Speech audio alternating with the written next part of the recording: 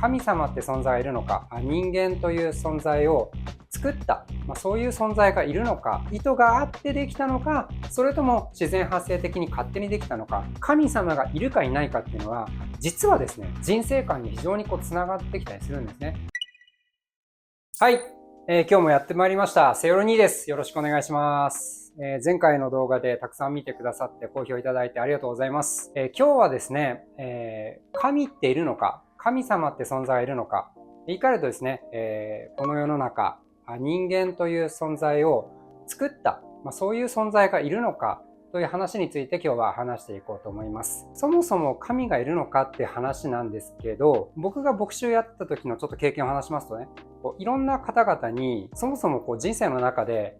神様っているかいないかっていうことを考えたことありますかっていう質問を結構してきました。で、その中で、経験の統計で言うとですね、ほぼ9割の方々がですね、その考えたことないっていうふうに言ってたんですね。つまり日本人の方は神様がいるのかいないのかっていうのは特に気にしてないというか興味がない。どっちでもいいんじゃないか。神様信じてるっていう人はいいんじゃないかって思うし、またいないっていう、いわゆる無神論ですよね。それもいいんじゃないかって、そういうふうに思ってるっていう感じなわけです。じゃあ、日本はそうなんですけど、世界的に見るとどうかっていうとですね、有神論、無神論っていうこの対決って、結構あるんですね。宇宙とか、この世の中、人間を創造した、作った存在がいるのかいないのか、この対立ですけれども、こういった対立が政治の世界でも実はあるし、哲学の世界でも、科学の世界でも、また文化の世界でも、要は多面的な分野でですね、扱われてきたテーマだということです。で、つまり日本の方はあんま考えてこなかった。だから動画見てる方もですね、考えてこなかったかもしれません。でもですね、実はこの話が、次回また話するですね、幸せとは何かとか、あるいは僕たちがなんで生まれてきたのかって、そんな話もですね、と繋がっていく話なので、ぜひとも、まずこのテーマをやってみようっていうことで、今回このテーマにすることにしました。ちなみに、またちょっと前段的な話なんですけれども、神っていう言葉ですね。神様、神という言葉。これを聞くとですね、日本では基本的に、例えばですね、野球の神様、最近だと大谷翔平とかですね、もう野球の神様って言われたり、そういう人間が神様になったりすることもありますし、山の神、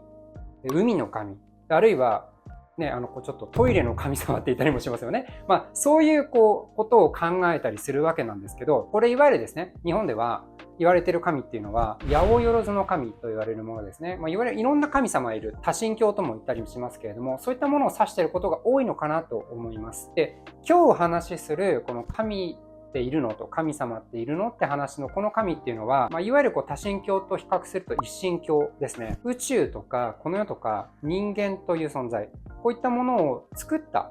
創造した存在について、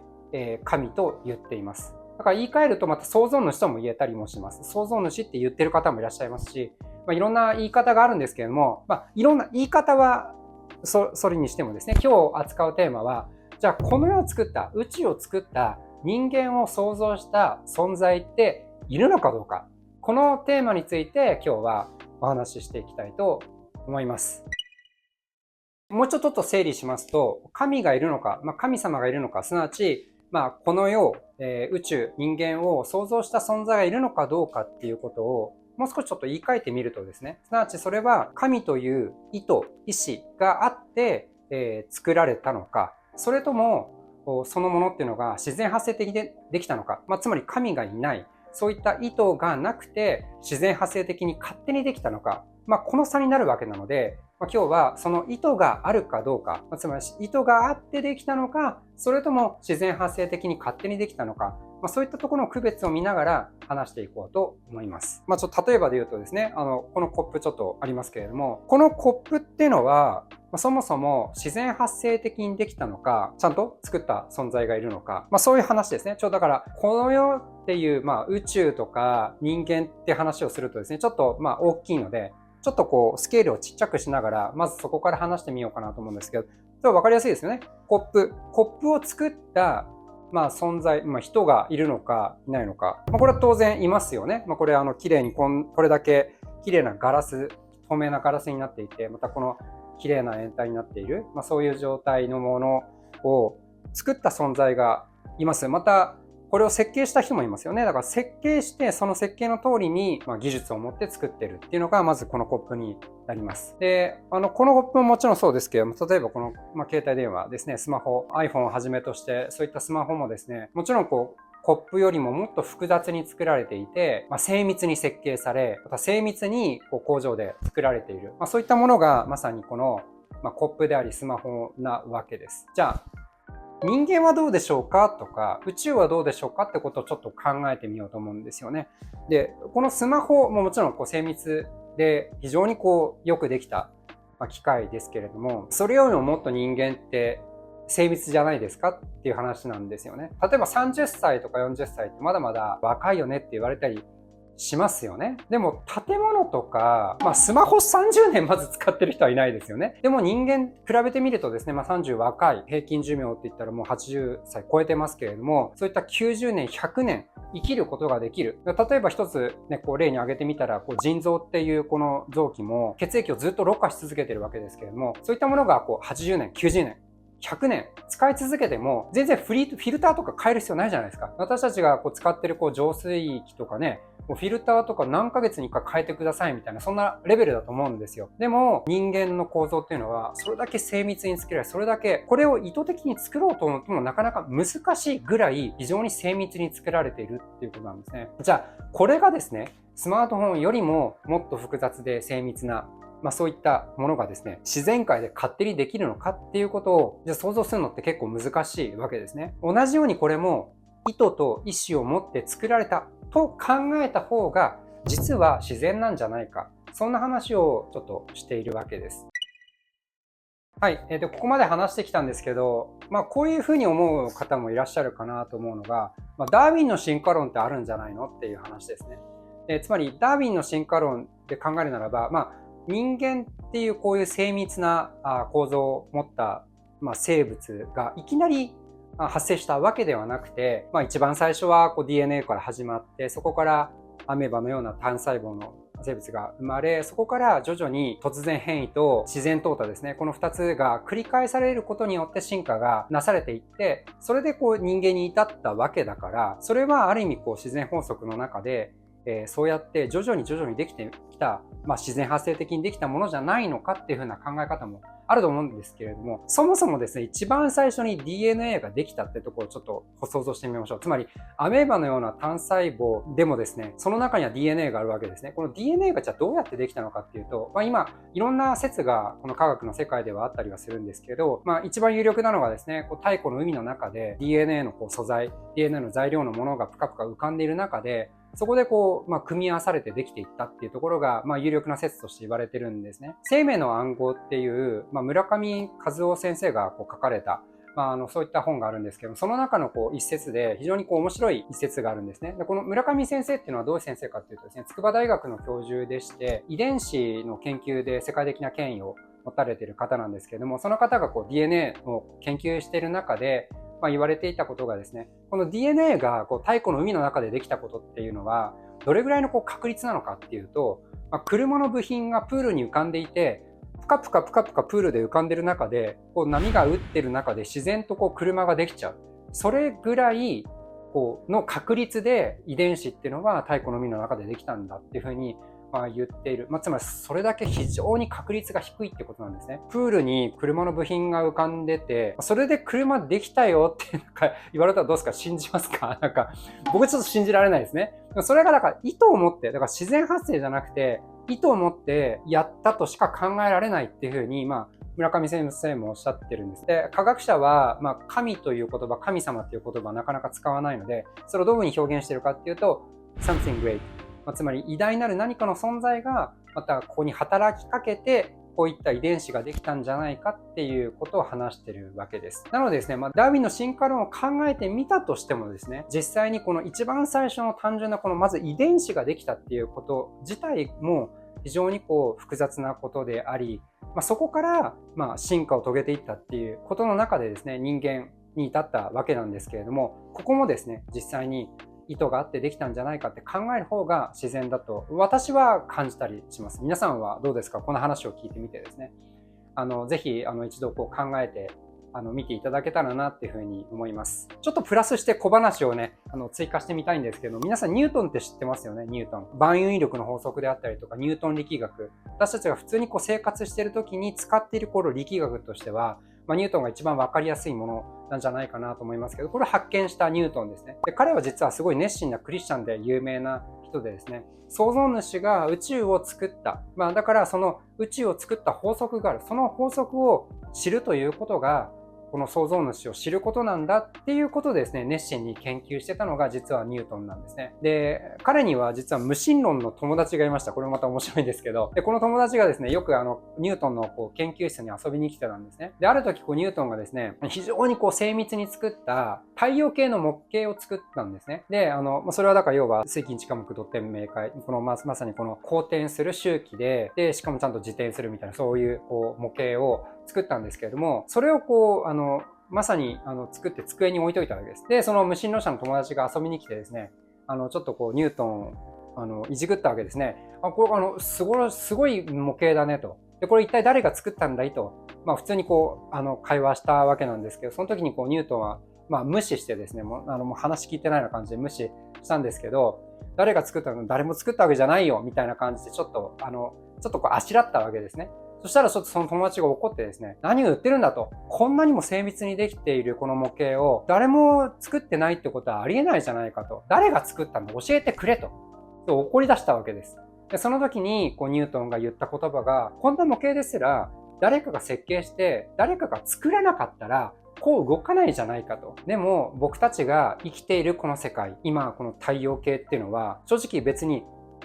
この模型よりももっと精密にできている。それが偶然できたと君は考えるのかと。それを作った存在はいない。それは自然にできたと言って、このちっちゃい模型に関しては誰かが作ったんじゃないかという、これは矛盾なんじゃないかっていうふうにこの無神論者の友達に言ったらですね、その友達が黙ってしまったっていう逸話が残ったりとかしてるんですね。非常に面白い話ですよね。このニュートンの話を通してもですね、宇宙のこの秩序であったり精密さみたいなもの、そういったものを指摘しながら、これは偶然にできた、自然発生的にできた、勝手にできたものではなくて、意図を持って、意思を持って作った、そういう設計者がいる、創造者がいるというふうに考える方が自然だという、こともこの話からも言えるんじゃないかなというふうに思います。で、このセイロニーチャンネルはですね、聖書を使ってこれを解説するって話で、もう今日全然聖書出てきてないじゃないかって話があるんですけれども、じゃあこの聖書ではこのについてどんなことを言ってるのかってことを皆さん気になるかなと思って、なるのかなと思いますので、ちょっと話してみようと思うんですけれども、聖書がこの世の創造について話しているところっていうのは、皆さんおそらく多分想像するのは創世記と言われるですね、初めに光あれと言われた光があったっていう、有名な聖句があるんですけども、一番最初ですね、まさに聖書の旧約聖書の一番最初の聖句がパッと思い浮かぶんじゃないかなと思います。これはですね、ビッグバンが表現されたものだと言われていてですね、そこがまさにそうだっていうふうに思う方多いかもしれないんですけれども、ちょっと別の角度から私説明しようと思うんですね。実はですね、今日紹介しようと思うのは、新約聖書のヨハネによる福音書っていうところの一章の部分です。で、このヨハネによる福音書というのは、ヨハネっていう人が書いた福音書、つまりイエス・キリストが生きていた時にどんなことがあったのかを書いたものなんですけれども、ヨハネというイエス・キリストの弟子はですね、非常に霊的、つまりスピリチュアルな人でですね、ちょっと神様の啓示を受けたりとかする、そういう人だったんですね。で、なので、このヨハネによる福音書もですね、他のマタイによる福音書とかいろんな福音書があるんですけれども、性質がちょっと異なってですね、宇宙の始めについてもちょっと書いてるんですね。で、それをちょっと紹介しようと思います。ヨハネによる福音書の一章の一節にこのような言葉があります。はじめに言葉があった。言葉は神と共にあった。言葉は神であった。この言葉ははじめに神と共にあった。すべてのものはこれによってできた。できたもののうち一つとしてこれによらないものはなかったとあるんですね。じゃあ一体これで何を話しているのかっていうところをご説明しようと思うんですが、ここで書いてある言葉っていうのはですね、言語の聖書を見てみるとギリシャ語ではロゴスって書いてあるんですね。で、このロゴスっていう言葉は、皆さんロジカルっていう言葉とかあると思うんですけど、このロジカルとかの言語になっている、そういった言葉で、もともとの意味は法則という意味ですね。法則。つまりじゃあ、ここをですね、法則っていうふうに読み替えてみると非常にわかりやすいわけです。ちょっともう一回読んでみますね。言葉ってところを法則で読み替えます。はじめに法則があった。法則は神と共にあった。法則は神であった。この法則ははじめに神と共にあった。すべてのものはこの法則によってできた。できたもののうち一つとしてこの法則によらないものはなかった。つまり何かというと、神様は一番最初に何を作ったのかというと、法則を作ったってことなんですね。じゃあこの法則って何かっていうと、皆さん知っている、例えば先ほど言ったニュートンの力学、ニュートンの万有引力の法則もちろんそうですし、その後、科学の世界ではアインシュタインが見つけた相対性理論の法則もあれば、最近は絶対にもうパソコン一つ取ってみてもですね、欠かすことができない量子力学っていう考え方があります。こういった法則っていうのは、私たちが発見しただけであって、もともとあるわけじゃないですか。じゃあ誰が作ったのって話で、こんだけ精密な、量子力学なんてめちゃくちゃ不思議な現象がいろいろとね、起こるわけなんですけれども、でも実際これがあるわけですね。それが法則として。で、この法則を一番最初に作ったっていうふうに書いてあるのがこのヨハネによる福音書なんですね。この法則によってできた。できたもののうち、つまりこの世の全てのもののうち、この法則によらないものはなかった。確かに見える世界では、ニュートンの力学、エネルギー保存の法則であったりとか、慣性の法則でいろいろありますよね。そういったものによらないものもないし、また量子力学の世界では量子力学の法則に反するものってないわけです。つまり神様はこの世の中をどうやって作ったのか、先ほどからずっと人間を創造したって言ってますけど、別に人間を、神様がこうねしながら、ここ目で、ここ鼻でとか、それ別に作ったわけじゃないですよね。そうじゃなくて、神様は何を作ったのかって言ったら、法則を作ったんだ。遺伝の法則も含めてですね。この DNA、様々なそういった神様は宇宙の初めに法則を作った。その法則で、法則バーン法則バーンで、そこからその法則に従って、ビッグバンであったり、いろんな構成ができていってっていう風な形で、この宇宙ができたんだっていうことを読み取ることができる聖句がですね、まさにこのヨハネに福音書の一章の一節なわけです。はい、今回はですね、人間を創造した神という存在がいるのかどうかっていうことをずっと話してきました。参考になったでしょうか。日本の文化の中ではなかなか考える機会はなかったのかなと思うんですけれども、本当にこの神様がいる、作った存在がいると考えると、別にですね、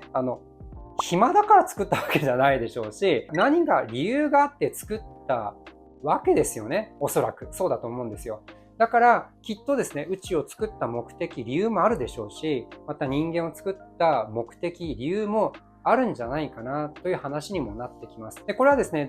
次回ですね、また幸せっていうことについて話していこうかなと思うんですけれども、そういったところでちょっとこの話も関係してですね、お話できたらなと思っています。最後にちょっと個人的な話をですね、するとですね、私は幼い時ですね、すごい宇宙が好きだったんですね。宇宙の図鑑とか、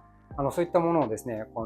よく読み漁っていました。で、そうするとですね、すごい不思議な感覚になるわけですね。宇宙の図鑑見てみるとですね、今僕たちが見ている星っていうのは、光の速度でその星に行こうと思っても何年もかかったりとか。で、じゃあ、この見ている星っていうのは、実はその何年前に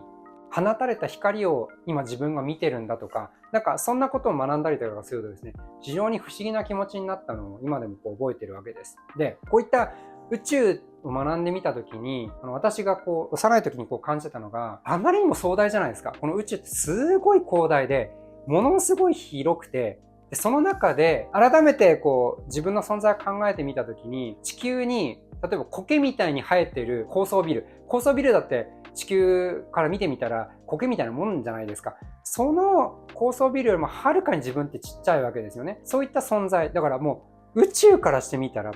もうちっちゃいっていう表現ではもうしきれないぐらいちっちゃいわけです。その存在が今自分がここにいてですね、でも自分が生まれてこなかったら何だったんだろうとか。で、また生物のね、生命の始まりとかのことを習ったりとかするとですね、精子と卵子がくっついて僕たち生まれてくるわけじゃないですか。僕の隣の精子がくっついたら僕生まれてこないですよね。そしたら僕って何だったんだろう。じゃあ僕が今存在してるっていうことは当たり前に思ってるけど、これも一つの奇跡っちゃ奇跡なんですけど、自分が生まれてこなかったら、でもそれでもこの中は回ってるし、この宇宙は続いてるしって、